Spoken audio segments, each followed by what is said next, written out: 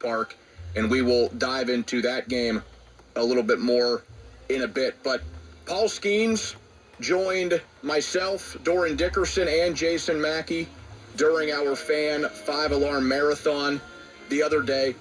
Not a ton of hard-hitting, in-depth baseball questions here, but we get into baseball a little bit, get into some of the life of Paul Skenes as well. And if you didn't get a chance to hear it live the other day, I wanted to play back most of it for you this morning. So here is Paul Skenes with us just a couple of days ago on Sports Radio 93.7 The Fan. We have a big guest right off the top, fellas.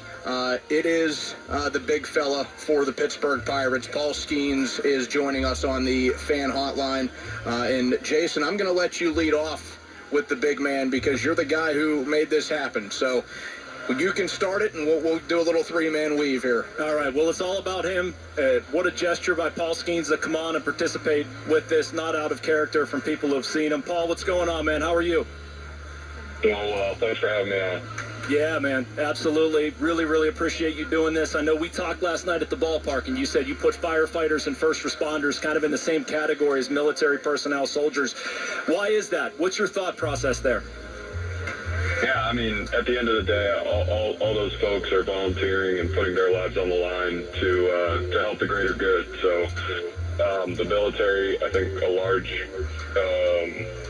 portion of the time you don't see what they're doing because they're overseas, but firefighters and police officers, medical, first responders, they're all acting every day to help people that are, within our community and make a difference here in the community. So absolutely need to help them as much as we can.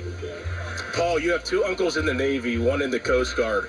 Is that initially why you wanted to join the military? Were they a reason for inspiration to want to serve your country? And if that is so or not so, what did you learn from the military in your time in the service that you could apply to baseball?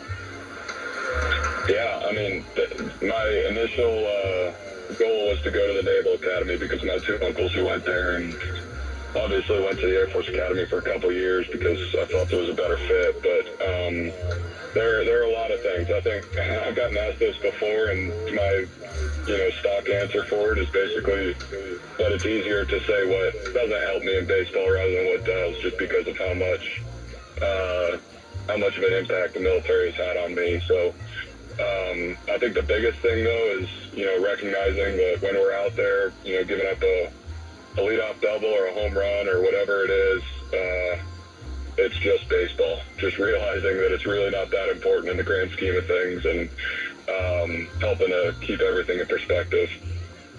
Paul, what does it mean to you about giving back and more specifically helping out first responders, whether it be military or, like we are out here today with local volunteer fire departments?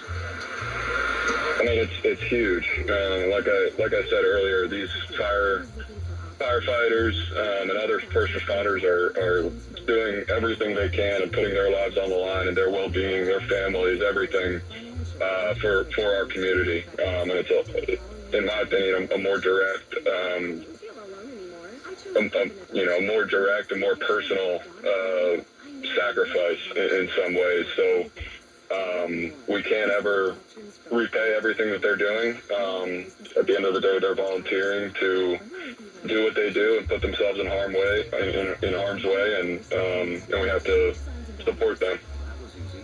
Paul, I know you've flown in fighter jets. In San Diego, you guys visited the Naval Air Station in North Island. One, how was that? But two, driving a fire truck, is that ever something you think you could do, would want to do? Where are you with that? I was lucky enough last year to get in a fire truck, and they let me, honk the horn and all that, but didn't let me drive. I can't imagine why. So flying is obviously, I like to think so.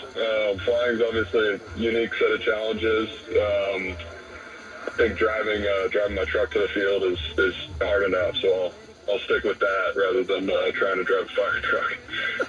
Paul, we've all seen your game day routine. It's fantastic. The way you get ready for a game, all the different things you do. You throw a football around, which is something I personally like. But what's your routine like before that? Like, you're driving down to the stadium, to PNC Park. Like, what are you listening to? Whenever you wake up in the morning, what do you eat? Like, how do you get yourself ready to get ready for a baseball game? Yeah, I'm a pretty boring guy. I do pretty much if it were up to me, I do the same thing every day, and I would love it. And I know a lot of people aren't that way.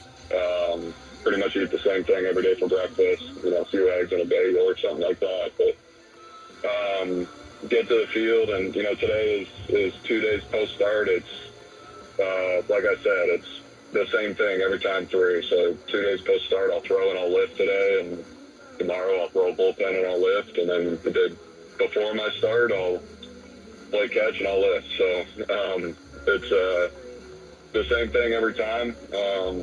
Finding confidence and a routine and just being prepared by basically doing the same thing every time. So it's boring, but I love it.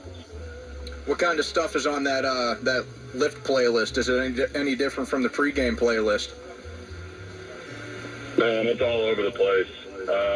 Depends what mood I'm in. There's some days where I show up and I just absolutely don't want to do the work, but you have to. So I'll listen to something, a little more easygoing to kind of get my mood up during the lift. But a lot of the times it's audiobooks or podcasts or something like that.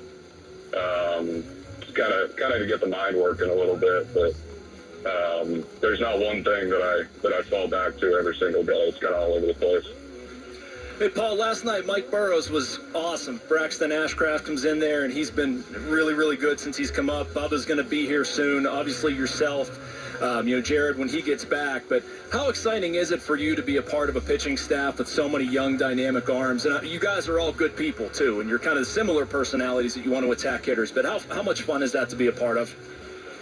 Yeah, it's great. And to be honest, I'm probably the newest out of all those guys. Bubba got drafted the year before me. Burrows has been around, and Ashcraft has been around for a little bit. You can throw Kyle Nicholas in there, too. They've all been together for a long time. And so they came up together. They've worked together. They, have put everything they have into this game together through low A, high A, double A, triple A. And now they're all doing it in the big leagues. It's really cool to watch. And like you said, I think we all attack hitters very similarly.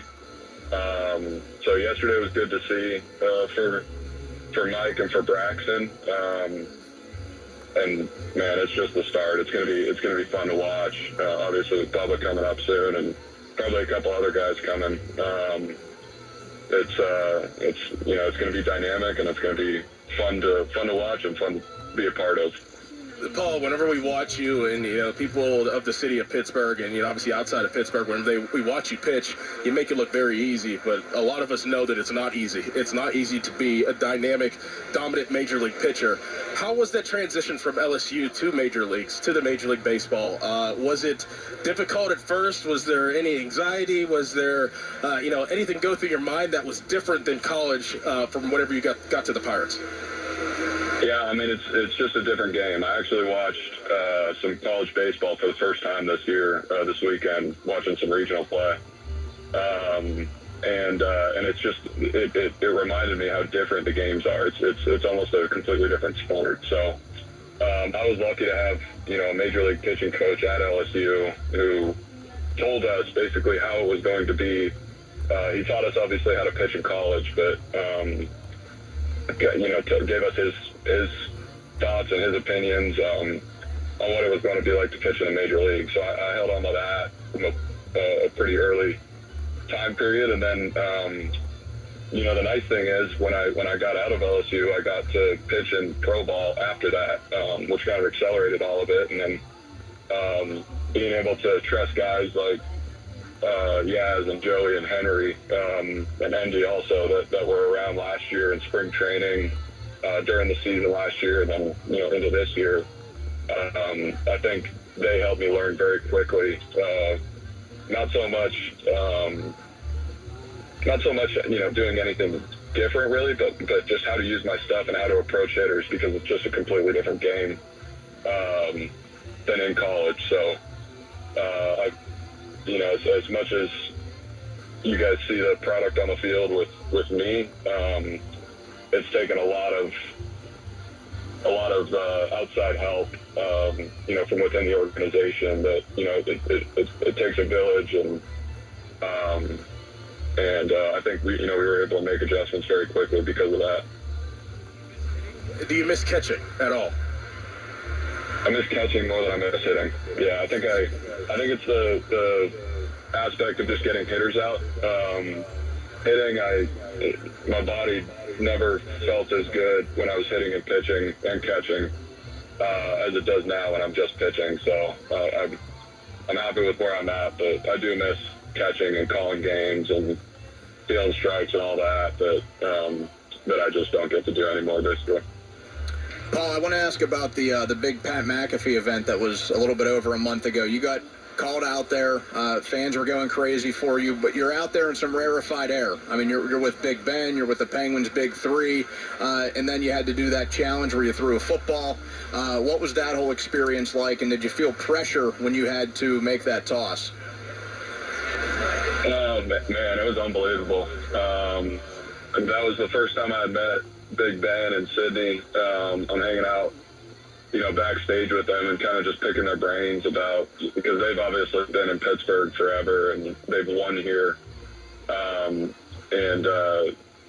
fan base that was at that event obviously knows those guys, more than they know me too. So it felt, it was probably a little bit of like imposter syndrome. Like, what am I doing here? At the time, I hadn't even been in Pittsburgh for a year. So I'm like, why am I here with these guys who have been here for 20 plus years? And so it was an unbelievable opportunity to just obviously, do the event with them, but more than anything, just like speak with them and get to know them. And then, obviously missed the two throws, but it is what it is. I like to think of it as, I say, Pat McAfee $1 million, but I was trying to make the throws. I was trying really hard, and I just missed. So whatever. So speaking of money, Paul, and we'll wrap. I have one more question, but I want to give you an opportunity to talk about it.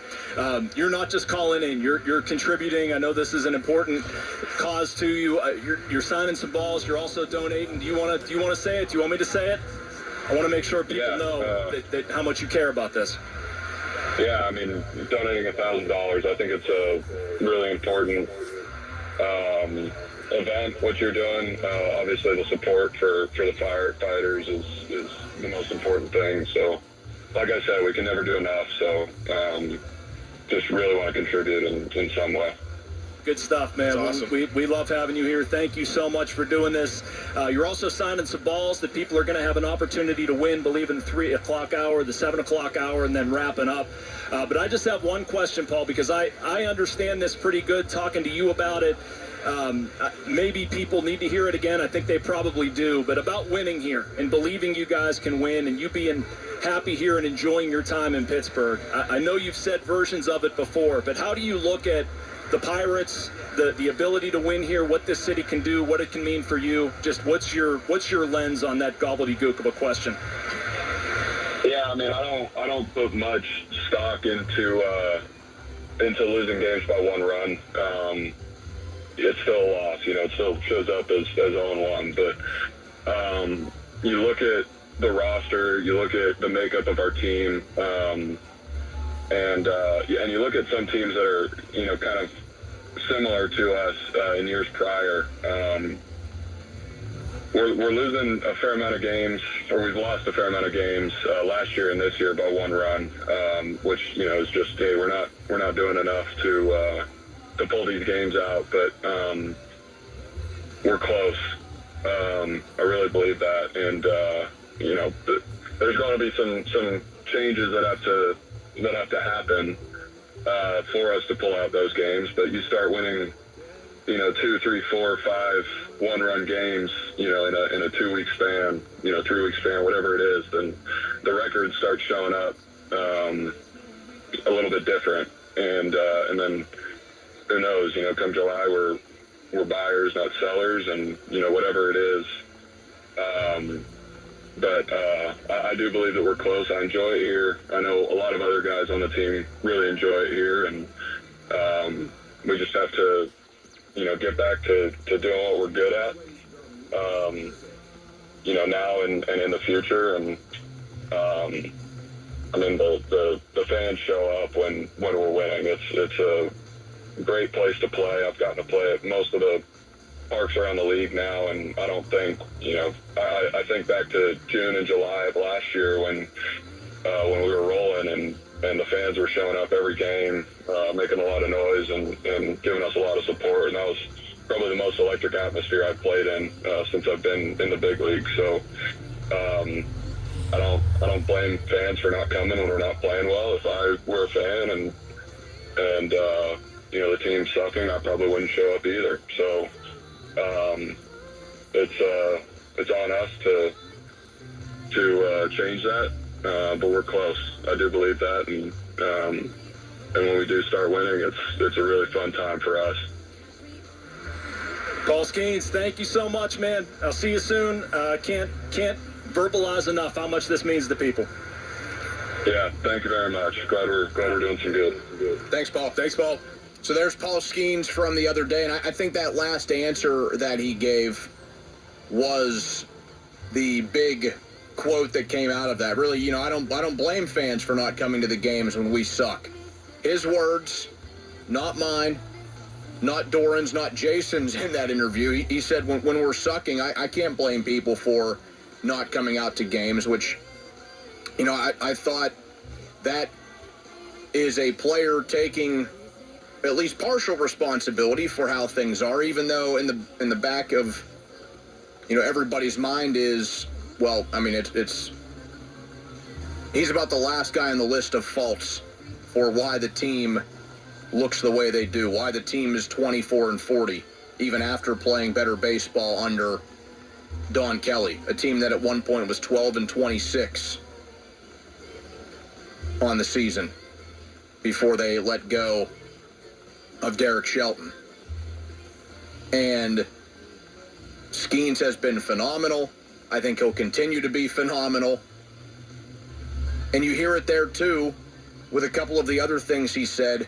It does seem like he's a guy that truly wants to be part of the change here. They're going to have to help him out a little bit, though. You got to help out the guy a little bit because he can't do it all by himself. It can't just be pitching. It's not going to be possible to win enough over the course of 162 in a given season by winning every game 2-1.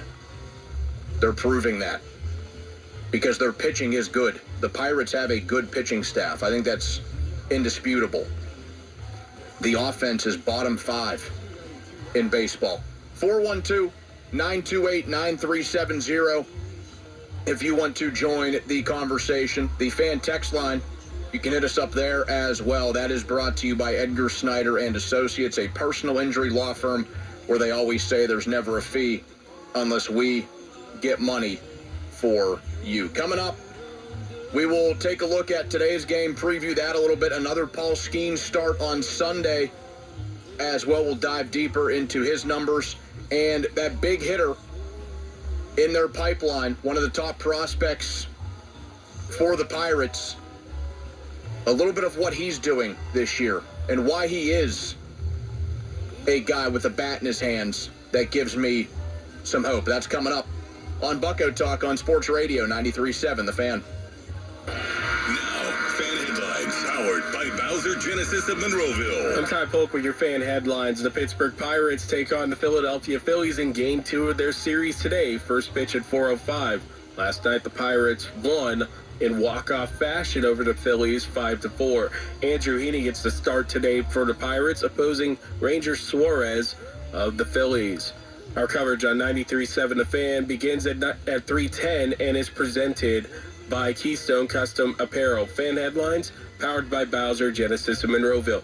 More headlines at 93.7 The Fan GiantEagle.com. Discover uncompromising quality at a reliable price with Giant Eagle in Market District. Look for signs throughout the store highlighting lower prices. Surround yourself with savings at Giant Eagle. Experience value like never before. Visit Giant Eagle today to see how easy it is to save. Visit Cigars International Superstore in Bridgeville today. Discover their over 6,000 square foot cigar shop, bar, and lounge with flat screen TVs and over 1,300 cigar brands. Mention code Radio12 in store. Get a free 5 Vegas Gold 5-pack with a $40 purchase. Limited time only. Change is always happening. It's part of life. And when it comes to music, change is all around us. Songs are rewritten. Classics are remixed. Bands and artists come and go. Even our taste in music changes. Here at Xfinity, we know there's still good in keeping some things the same. That's why we want to do our part with a 5-year price guarantee on our internet. It means no matter what changes, you get 5 years of the most reliable Wi-Fi with our best equipment included for a price that stays exactly the same. Surprised? Life is full of them. One internet price, 5 years, guaranteed. Learn more at Xfinity.com/deals. Restrictions apply. New residential customers only. Taxes and fees extra and subject to change. Most reliable Wi-Fi based on Open Signal Awards USA. Fixed Broadband Experience Report, August 2024. Honey, I found the perfect place for my parents and us. Where? St. Barnabas. For us, the Woodlands Carriage Home Community. And for my parents, condominium-style living at the Village. My folks will love the Village. There's an indoor mall with shops, restaurants, and more. And we can relax, knowing they're safe and secure. That's what I plan to do when we move to St. Barnabas. Relax. Call 724-444-5568 or visit stbarnabascommunities.com. Here's a harsh fact. 40% of women and almost 20% of men suffer from varicose or spider veins. And if you think this is just a cosmetic problem, think again. Varicose or spider veins, if left untreated, can lead to swollen or discolored legs, cramping, the inability to stand or walk, neuropathy, even worse, blood clots, which can travel to other parts of your body. But here's the good news. Advanced Medical Vein Treatment Centers offers plans that treat and cure the condition, not just cover up. Grab your phone, take down this number, and call 800-587-1274. That's 800-587-1274. When you call, you'll get free information. Free information on how you can live your life to the fullest again. Walk, exercise, sleep well. Your vein problems will not go away on their own, and in time can lead to major health issues. Call Advanced Medical Vein today for free information on fast and easy solutions that are covered by most insurance plans, Medicare included. Call 800-587-1274. That's 800-587-1274 today. Feeling lucky? Your next big jackpot is waiting for you. Visit the casino at Nemacolin in Farmington, PA for the ultimate casino experience with 26 table games, daily promotions, big-time giveaways, and 500 slots, including over 100 of the hottest new games. After, celebrate your big win with a juicy burger at the Royale while you watch the big game. Hotel packages available. Visit CasinoNemacolin.com for more information. Gambling problem? Call 1-800-GAMBLER.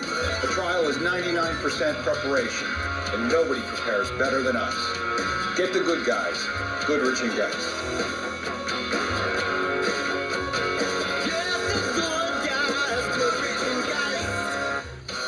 When you hire our firm, you become part of the family. Nobody messes with family. Get the good guys, Goodrich & Geist.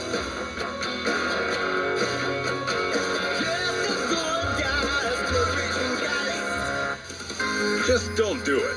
Just don't go another day climbing in and out of that unsafe, ugly bathtub. Today's the day to step into a gorgeous new shower from PJ Fitzpatrick. The jacuzzi shower system from PJ Fitzpatrick features a low entry threshold. Just walk right in. The jacuzzi shower is luxurious, affordable, and it installs in just 1 day. Plus, PJ will include a free shower seat and safety bars for all customers this month. Visit TrustPJ.com today for your free design consultation. Take worry and hassle out of Spirit Wear fundraisers this season with Keystone Custom Apparel and get back to enjoying watching your children learn and grow through youth sports. That's what I do with my 3 boys. Thorne Dickerson of the Fan Morning Show. With top brands like Nike, Under Armour, and more, Keystone Custom Apparel has your organization covered. With their 24/7, 365 online Spirit Wear fundraisers, Keystone Custom Apparel offers the best and most convenient way to help your team raise money all season long. That's KeystoneCustomApparel.com. This is Chris Muller. I've been working on my game a lot this season, and the guys at Rookline have played a big role in how I look and feel. I've been rocking the Hudson 3-button polo, and this thing is unbelievable. The fit is perfect. It's athletic, but not at all tight or restrictive. But what I really love about it is the collar. It has just enough body to maintain its structure without feeling like a stiff dress shirt. Feel the difference and use the code CHRIS25 for 25% off your first order. Rookline, we know because we play. Celebrate 20 years of unforgettable golf experiences at Moon Golf Club. They're under new management, rolling out exciting updates for you. Swing by the newly renovated Pro Shop where you'll find the latest in apparel, top-of-the-line equipment to elevate your game.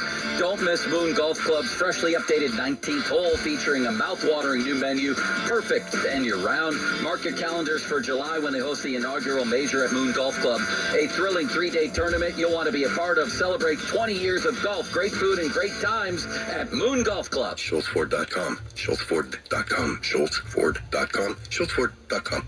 Back to more Bucko Talk, brought to you by Mike Camlin Hyundai. It is Bucko Talk on